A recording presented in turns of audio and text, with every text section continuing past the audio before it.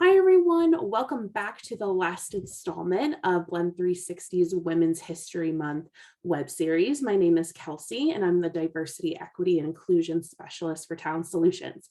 For today's episode, I'll be chatting with Annette Giordano, a managing partner here at Blend. Hi, Annette. How are you today? Good, Kelsey. How are you? Doing good, doing good. It's Friday, but by the time everybody sees this, it'll be Wednesday. So Well, close to next Friday then. yeah. Yeah, we'll be halfway through the week at that point, which will be great. So well, thank you so much for taking some time out of your day to chat with us and share your story and share advice. So if you could tell us a little bit about, yourself, your background, and also what you do here at Blend. Yeah, sure. Happy to do that. So I started my career out much more technically than I am now. Started out as an app developer before that cool title was given to that function. And then I moved, I quickly realized that my superpower was more in communication and translation of business initiatives. And so I moved from there, joined American Express, and moved into CRM and segmentation as part of a center of excellence, did a number of things in that center of excellence, and then moved even closer to the business and went into one of the divisions as the head of marketing for that division. And then I took a short hiatus in my career and joined the company that was acquired by Blend 360. So the predecessor to Blend 360 and sort of the legacy business here at Blend. And in that capacity, I did consulting, directly did consulting with our clients and moved into yet another transformation of function into business development.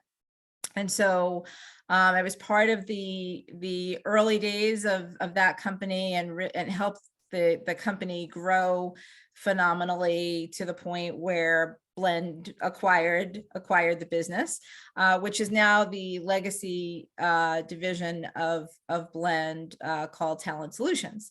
And I led that for a period of time, and then moved to our data science and customer experience division, which I'm a part of now. So I'm a managing partner. You left us, Annette.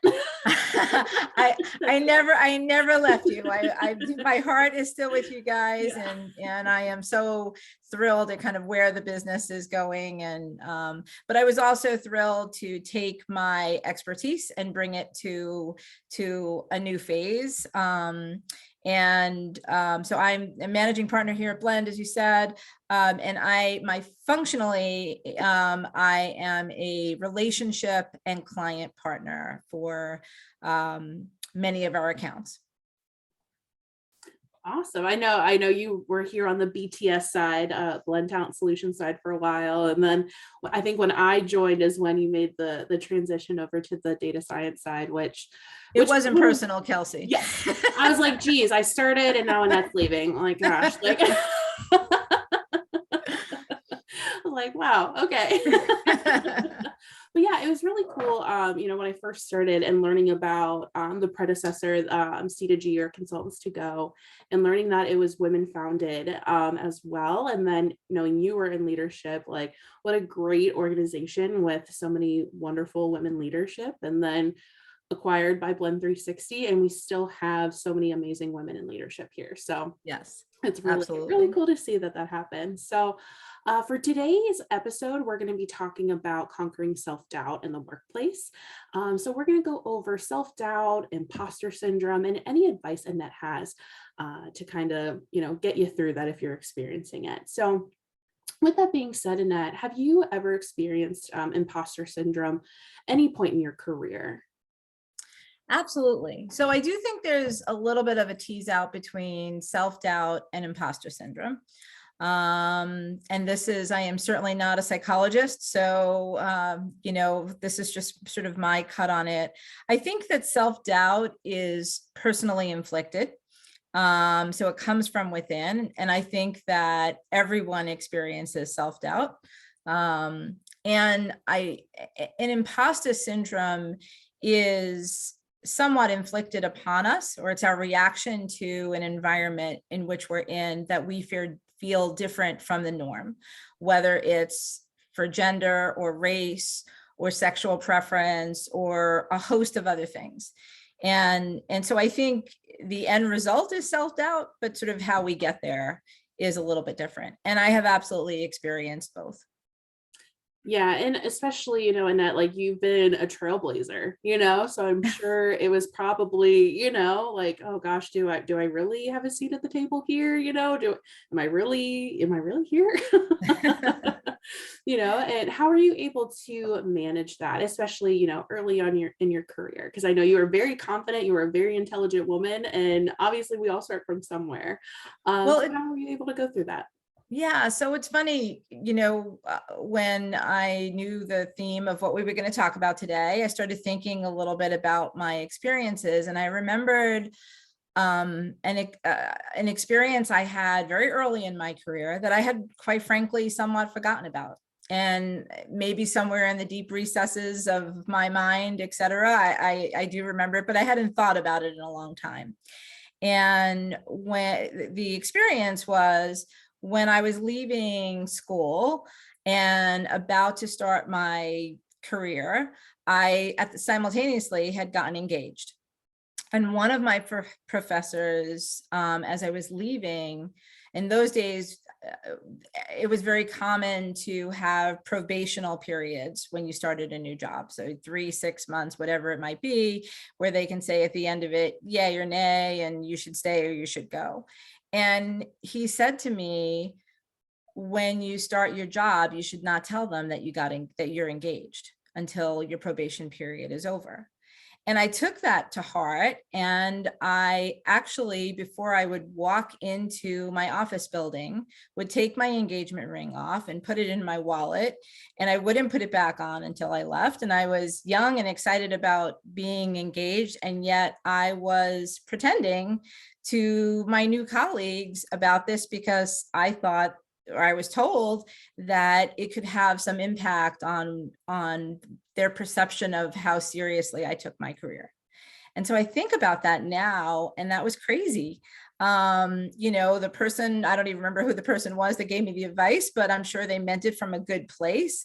But think about how that makes a person feel, feeling like they can't be their true selves when when they're starting their career. So I thought about that the other evening, and I was like, wow, talk about, an imprint, to have. Yeah. And like to carry that with you too, because like you said, I feel like when you're starting out, you are very impressionable and you seek that advice from people. And then when you think about it like that, you're like, wow, like I can't be myself. They don't want to know the real me. Like, do I really belong here? Like if they don't exactly know the real me, is this even right for me? Exactly. And how different it is now. That's what I think is so amazing for hopefully and thankfully, right, that it is different now.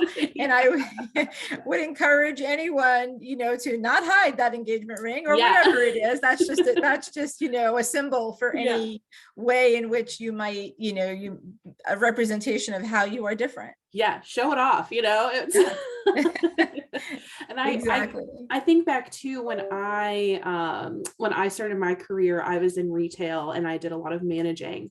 And I remember interviewing a girl who, she was fantastic, phenomenal, very people oriented, wanted to help the customer, loved fashion, just very, I could tell she was going to be great.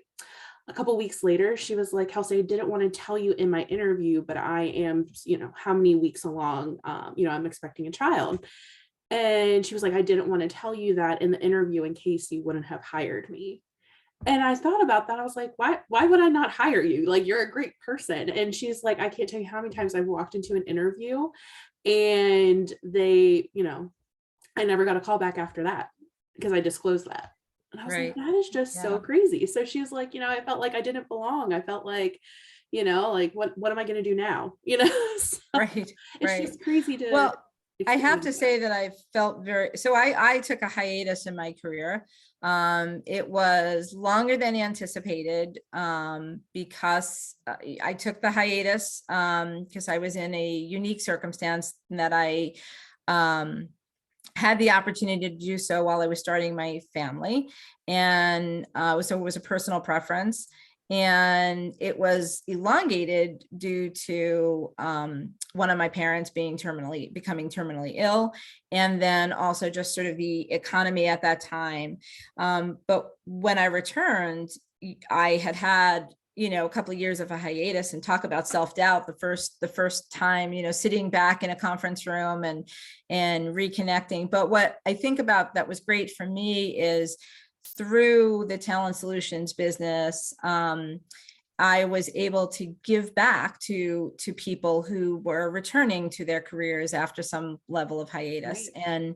and help them a bit, I hope, with their self-doubt that they were feeling at that time. So it was a great feeling for me of being able to give back in what I had received. Right, exactly. And now, the pandemic that we've been living through for the past 2 years, I know so many people were laid off during that. And then, then the great resignation happened, but there's also been such a huge boom of people going back to work. But if you've been off for so long, I could imagine like when you walk in, you're like, wow, like you definitely probably are experiencing that imposter syndrome because you haven't been, at the desk, you haven't been in meetings. Exactly. You're like, wow, I kind of feel out of the loop a little bit. So it's great that you're able to, offer, your advice and, kind of give your story, what you went through, and help, everybody, anybody who came to you just, feel more confident going back into the workforce. So that's awesome. So,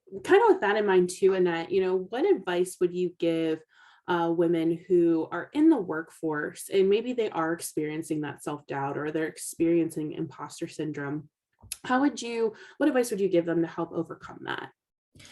Yeah, so you can certainly Google it and and come up with lots of different recommendations. Everything from drink more water to get as much sleep as you can. So I certainly don't think I'm an expert, but I have been through it. I'd like to share a couple of tips and then tell you some of the ones that specifically work for me. Yeah, great. I think the first thing is to recognize that everyone has feelings of self-doubt. Um, you know, Fear of failure is a universal human emotion, and everyone feels it. So know that you're not alone. And then I'm very big on establishing a tribe. Tribe being people that you can be your honest self with, who get you, whether they're in the workplace or at home, loved ones or not. It's that group of people that you feel like you can quote unquote take your shoes off with. And I think that really honestly taking stock of what are my strengths, where are my development areas, and check in with those people, that tribe, and get a read on whether or not they think that's accurate for you. And I think that then gives you a roadmap of what are my superpowers and where are my areas where I need to focus a little more from a development perspective. So I'm very big on having a tribe and utilizing your tribe from that perspective. Yeah, definitely having a support system is Yes, huge, absolutely. whether internally or outside of work. I think both are so important to have. And then I think, what else is very, impactful for me that I would recommend is be inquisitive. Always be learning. There are so many avenues that we have that very easily, to learn. You can look at a video, you can listen to a pod, you can go to a training class, you can attend a conference, you can read a book. There are so many things. You can talk to an expert or a mentor. So to me, someone who has changed, I see a natural progression of my career, but I have changed and I have been in different functional roles. So that's very important to me, is never stop learning. Continue to learn, continue to focus on self-improvement. And I do think that helps a lot with, self-doubt, Yeah. because you need to take risks. You need to step into situations where you don't feel totally comfortable in order to grow.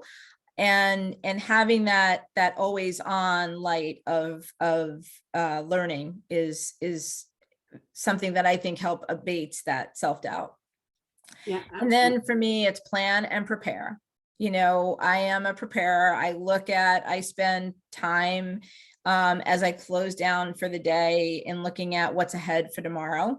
Sometimes you have to prepare before that, but you know, just kind of being prepared. What meetings do I have? What presentations do I need to give? What, you know, looking and preparing, and that's something that I think if you talk to people who know me, they will tell you that I try as best I can to be prepared for as many circumstances as I can. You can't be prepared for everything, but planning and preparing. Were you a Girl Scout, Annette? Always be prepared. You know, you live by the Girl Scout law, right? I have a couple of badges somewhere, I think. I was never officially a Girl Scout. I was something that was sort of like the generic version of that, but the great value version of it. But I'm sure you were wonderful. And then believe in yourself. You know, you are where you are because you earned it. Not because it was a mistake, and not because, you know, somebody's going to find you out. You are where you are because you earn the right to be there. And so step into that and believe in yourself. You're going to have failures. We all have failures, and hopefully you learn more from your failures than you do from your successes, but celebrate your successes and be kind to yourself, right? Be kind, as kind to yourself as you would be to someone else. I think that, and I'm guilty of this as well, we all tend to be, I don't know, that's probably too superlative, but many of us tend to be very harsh on ourselves. Absolutely. And you just really need to be kind to yourself. And, you know, I keep using this word superpower, but definitely, you know, put yourself in environments that celebrate your superpowers, and never hide your engagement ring. Yeah, never. I'm gonna put that on a t-shirt, and I'll never hide your engagement ring. But it's so easy for us to be, you know, our worst critic, our own worst critic. And because I think, at least for me, I want to think that before anybody else can tell me that, you know, like, what if they're thinking the same thing? I want to be hard on myself because I don't want somebody else to bring it up, you know? So it's kind of like you're your own worst critic because you're thinking other people are thinking the worst when really they're not, you know? So It's so easy to get trapped in that mindset. But like you said, just, you know, be confident and just, you know, just stop like being so, you know, just harsh to yourself. You know, it's so easy to do that. But once you stop doing that and start believing in yourself and like, yes, I can do this, like, I got this. Absolutely. Like, it's just amazing to see what you can do when you have that sort of attitude. So, and add a touch of humor to it if you can, right? Yeah. I mean, what is that saying? Take your job seriously, but not yourself. Yes, exactly. The job pays the bills, but, you know, you being funny just helps it along the way, right? It helps you get through some of it. That's exactly right. Yeah, definitely. I think we have no shortage of that at Blend as well. I think we all kind of have that mindset. Like, we work hard, but, you know, we're having fun while we do it, and we're joking around with each other, and, you know, definitely. Absolutely. We spend a lot of waking hours together, so we need to enjoy it. And humor is a great medicine for sure. Yeah, honestly. And it really does help when you're having a bad week or you're having an off day. Knowing that you have, you know, that tribe, like you said, or that support system to kind of help you and boost you back up, right? You know, have them be your biggest cheerleaders when you're feeling a little self-doubt, for sure. Exactly. Awesome. Well, Annette, thank you so much for, you know, your time today and giving the awesome advice that you have for our audience here. You know, this series has been so great, and I'm just so thankful for all the great leaders like yourself who participated and took time out of their day.